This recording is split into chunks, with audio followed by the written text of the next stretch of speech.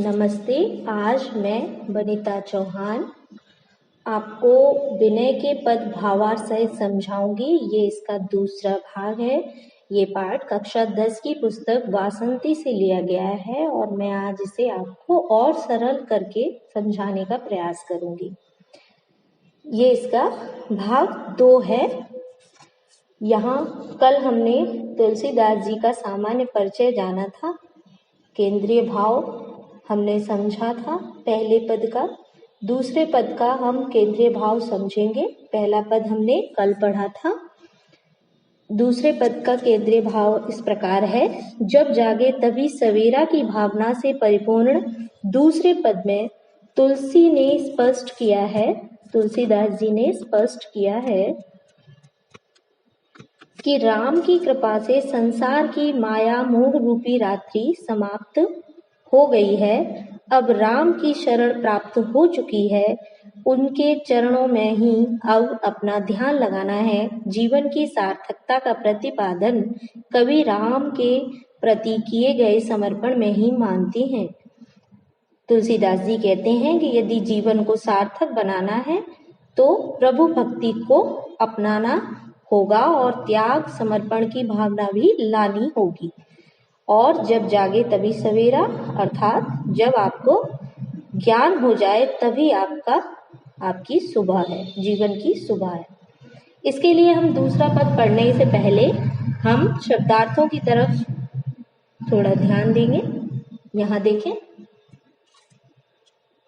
अबलो अर्थात अब तक, नसानी नष्ट किया, नसे हूँ नष्ट करूंगा, भव निशा संसार रूपी रात, सिरानी बीत गई, पुण्य फिर डसे हो माया जाल में फंसना, चारु सुंदर, चिंतामणि चिंताओं से छुटकारा दिलाने वाली मणि, रुचिर मनोहर, कंचन सोना, कसे हो परखूंगा, मधुकर भौरा, पन प्रतिज्ञा, पद चरण। ये शब्दार्थ हैं जिन्हें आप याद कर लेंगे या एक बार समझ लेंगे तो आपको इसका अर्थ कभी नहीं भूलेंगे। चलिए तो इन शब्दार्थों के साथ हम दूसरे पद को समझने का प्रयास करें। चलिए, हमारा दूसरा पद है, अब लो नसानी अब न नसे हो, राम कृपा भव निशा सिरानी, जाके पुण्य न डसे हो, पायो नाम चारु चिंता मने, उर करते न खसे हो, श्याम रूप सुच रुचिर कसोटी, चित कंचन ही कसे हो, परवस जान हस्यो इन इंद्रिन, निज बस है न हसे हो, मन मधुकर पन कर तुलसी, रघुपति पद कमल बसे हो। हमें एक बार हमेशा अपने पूरे पद को यानी पद्य को एक बार पढ़ना चाहिए, जिससे हमारे मन मस्तिष्क में 10% का अर्थ समझ में आ जाता है। अब हम इसे पहली लाइन से समझने का प्रयास करेंगे। ये पद तुलसीदास जी ने जब उनके जीवन का अज्ञान रूपी अंधकार नष्ट हो गया था, तब उन्होंने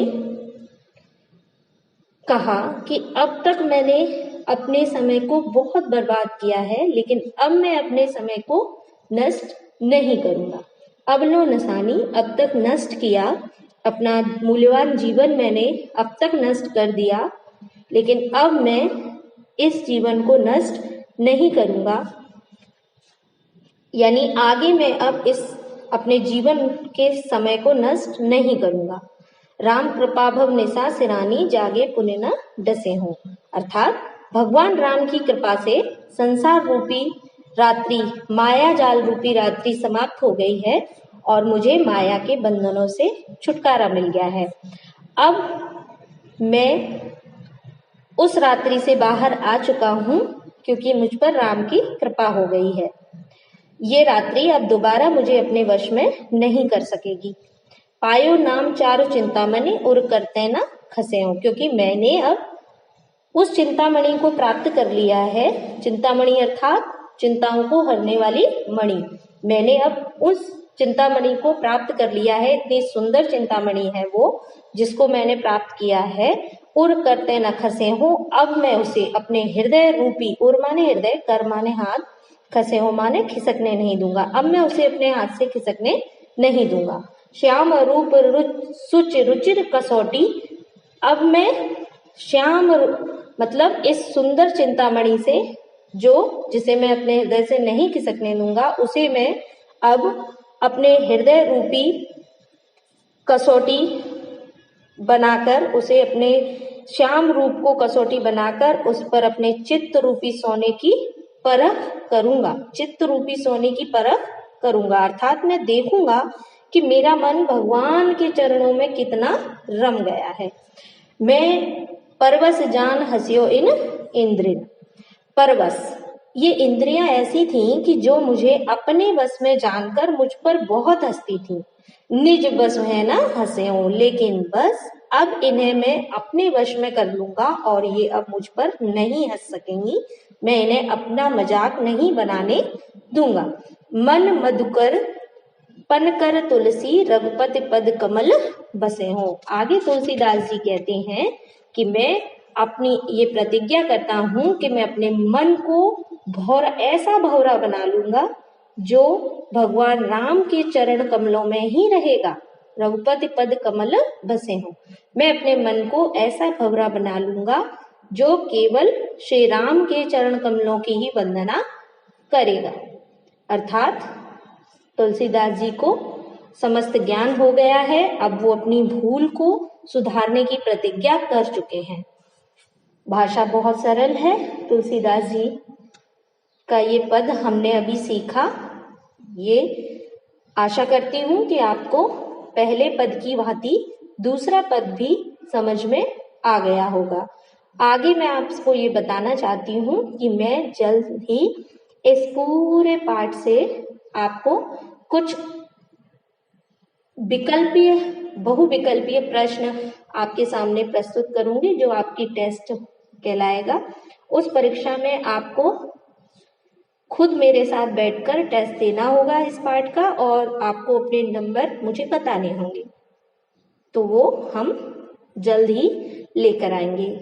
आगे हम इसके बाद का पद्यखंड का दूसरा पाठ जल्द से जल्द हम पढ़ेंगे। तब तक आप इसे अच्छी तरह से पढ़िए, और अगर आपको इसमें कोई भी समस्या है तो आप मुझे कमेंट करके पूछिए, मैं उत्तर दूंगी।